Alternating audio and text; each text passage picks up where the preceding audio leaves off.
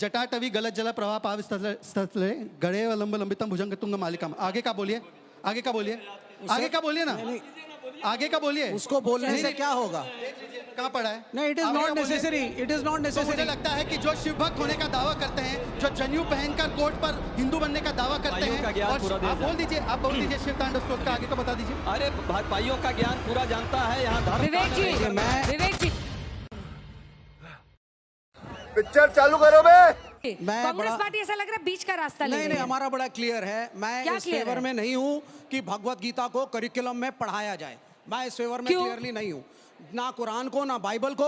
Constitution is very clear. Constitution का clause है जो कहता है कि धर्म को आप, सरकार एंड द स्टेट, धर्म को, किसी एक धर्म का प्रचार नहीं कर सकती।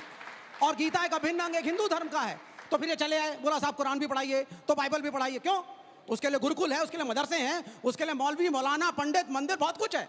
आप वहां पढ़िए ना। स्टेट क्यों इन्वॉल्व होगा उसके अंदर? ये मेरे कॉन्स्टिट्यूशन के खिलाफ है, गलत है।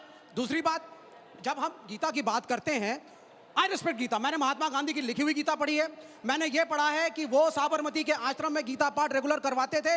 रोज एक चैप्टर पे लेक्चर होता था, डिस्कशन होता था। एक सच्चाई, उन्होंने उसको इस्तेमाल किया, अच्छाई है। लेकिन आप मुझे बताइए, बहुत सारे उसमें ऐसे चैप्टर्स हैं जिनके ऊपर एक डिबेट और डिस्कशन हो सकता है, वो पूजनीय है हिंदू लोगों के लिए। लेकिन उसमें वर्ण व्यवस्था का वर्णन है क्या? वर्ण व्यवस्था की जब मैं बात करता हूं तो मेरे मित्र जो बीजेपी और संघ से हैं, जो हिंदू धर्मावलंबी हैं, हिंदू परिषद वाले हैं, कहते नहीं साहब, जाति और वर्ण में फर्क है।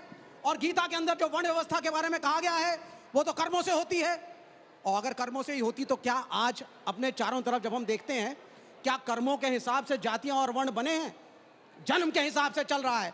जन्म के हिसाब से एक जाति विशेष को आरक्षण है कि मंदिरों में पूजा कराने का, पुजारी बनने का अधिकार उसी का है। दूसरी बात, अगर हम ये मान भी लें कि वर्ण व्यवस्था कर्मों के अनुसार है, जो भगवत गीता में लिखा है, उसमें यह भी लिखा है कि अंतर जातीय विवाह महिलाओं के लिए ठीक नहीं है। इस पर अर्जुन ने प्रश्न उठाया है।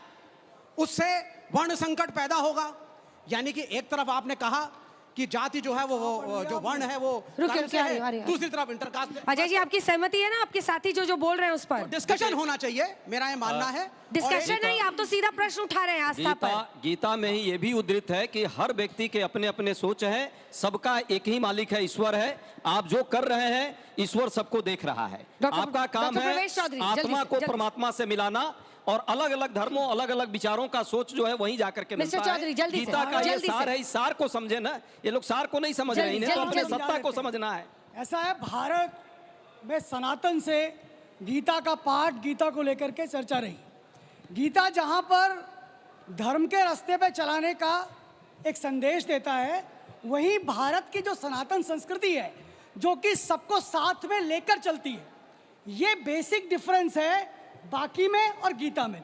गीता अपने स्वभावतः ही इंक्लूसिव है, वो सबको लेकर के साथ चलती है, इसीलिए उसमें कहीं कोई भेद नहीं है।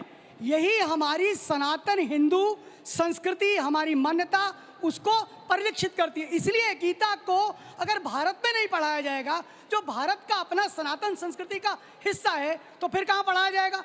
एक सेटन करके तो फिर दूसरे धर्मों का भी शुरू होगा ना। एक सेकंड, वो करें फिर कुरान और बाइबल भी पढ़ाइए, क्या दिक्कत है? हम गीता को इसलिए पढ़ा सकते हैं कि गीता में एक व्यक्ति को मानव मनुष्य बनाने के लिए, जब विवेकानंद से रामकृष्ण परमहंस, आपने वर्ण व्यवस्था पे उत्तर नहीं दिया।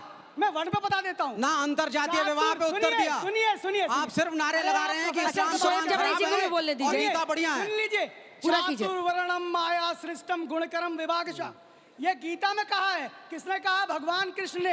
ये चारों वर्ण मैंने बनाए हैं, और किसके आधार पर? वो कर्म के आधार पर हैं। ये भगवान कृष्ण कहते हैं, यही नहीं कहते। युधिष्ठिर के साथ वन पर्व के अंदर यक्ष के प्रश्न का उत्तर देते हुए युधिष्ठिर कहते हैं कि ब्राह्मण कौन है, क्षत्रिय कौन है, वैश्य कौन है, शूद्र कौन है। अरे साहब, इधर देखिए तो कर्म के आधार पर आज जाति तय हो रही है। आज जाति तय हो रही है, हो रही है। सुन लीजिए, बहुत सारी व्यवस्थाएं खराब हुई हैं। उस समय किसी चीज का औचित्य रहा होगा, आज उसका ठीक है, तो अच्छा संदेश है ना। प्रॉब्लम क्या है पढ़ाने में? पढ़ाने में अच्छा। शोएब जमई जी को बोलिए। नहीं मान सकते। भारत में जाति नहीं, भारत में ज्ञाति शब्द। अंतरजातीय विवाह पे बोलिए, मतलब नॉलेज। अंतरजातीय विवाह पे भी बोल दीजिए जो गीता में लिखा है। हजारों साल पहले हमारे मनीषी ने लिखा।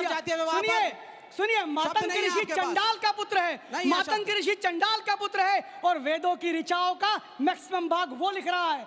शवपाक कौन है? नारद एक शूद्र के अरे बाबा, बच्चे यहाँ पे हम हैं। प्रवचन वशिष्ठ सुनने एक नहीं आए चंडालनी हैं ना, का आप पुत्र है। political ये discussion कौन करिए है? ना। ये कौन है? हाँ। पराशर मातंग ऐसे का तो हर पुत्र है। व्यक्ति अपने मैं धर्म के मेरा बारे में अच्छा ही हमारे बोलेगा। भारत की मैं संस्कृति एक में इस्लामिक ये स्कॉलर को खड़ा जाति- करूंगा, जाति वो के कुरान पक्ष को में अच्छा नहीं है। बोलेगा। हमारे यहाँ वर्ण मैं की फादर को ले मैं आऊंगा, आपको बाइबल को अच्छा बताऊं, बोलेगा। आप मुझे फैक्चुअली इनकरेक्ट करके मैंने बोला बताइए, ना सर, आपको वशिष्ठ के अंतर्जातीय बाप का विवाह पे नाम क्या बोलिए। था? शवपाक कौन था? नारद की अंतर्जातीय माँ विवाह कौन पे थी?